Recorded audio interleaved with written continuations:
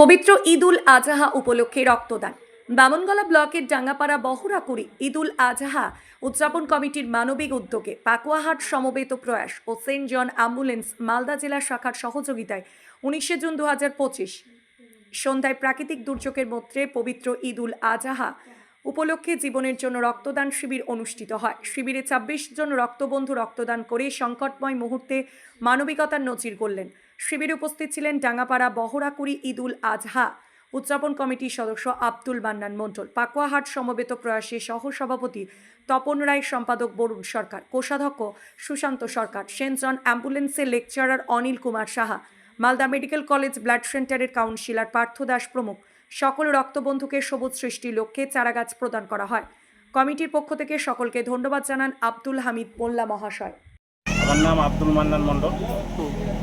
আমরা ডাঙ্গাপাড়া ঈদ উল আজহা উপলক্ষে রক্তদান শিবির ক্যাম্প করছি। এফডি মোটামুটি 20 জন ক্যান্ডিডেট পেয়েছি, আরও আশা করা যায় হবে। এর আগে হয়েছে না প্রথম কাম করছে? গত বছর প্রথম করেছিলাম, এবার দ্বিতীয় বছর। গত বছর কত হয়েছিল? গত বছর হয়েছিল 27 তারিখ। আগামী দিনে কি আবার ক্যাম্প করবে? হ্যাঁ, আগামী দিনে আবার ক্যাম্প করবো।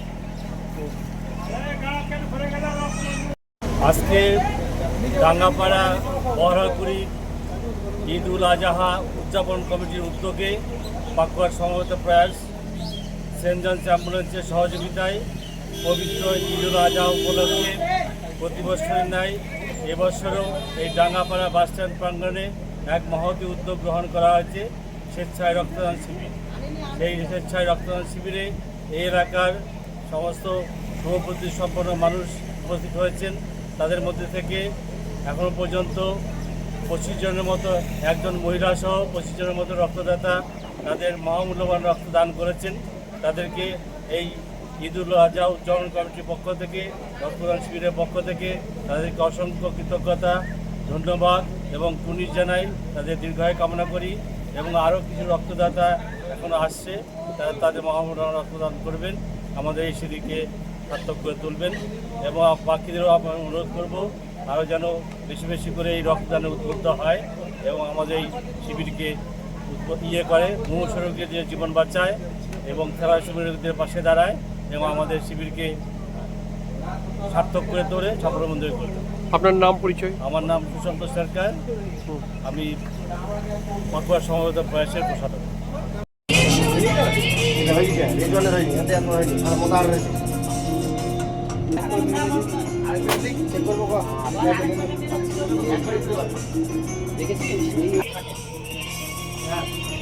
ভালো করে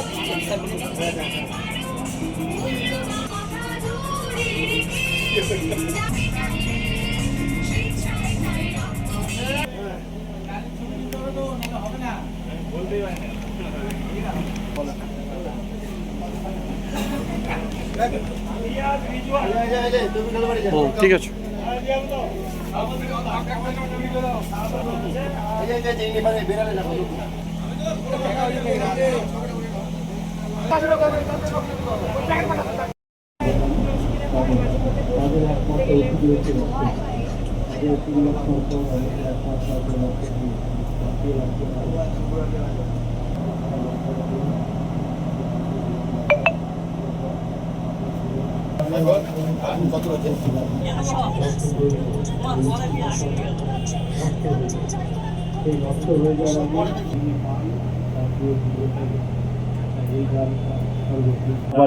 বহরাকুড়ি ঈদ উল আজহা উদযাপন শিবির আয়োজন করেছে। 12 জন আমন্ত্রণ প্রত্যেকেই দিয়েছে।